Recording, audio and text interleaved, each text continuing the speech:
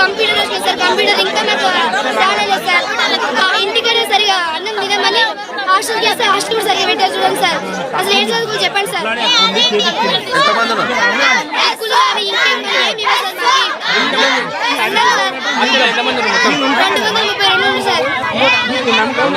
Okay sir, మేము వచ్చిన వరకు ఓకే సార్.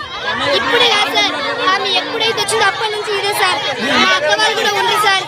వాళ్ళకు ఇట్లా పెట్టండి సార్. వాళ్ళకి ధైర్యం లేక చెప్పలేదు. మేము ఆగలేదు సార్. మేము తినట్టుందే మాకు నెక్స్ట్ వచ్చిన వాళ్ళు తినాలి కదా.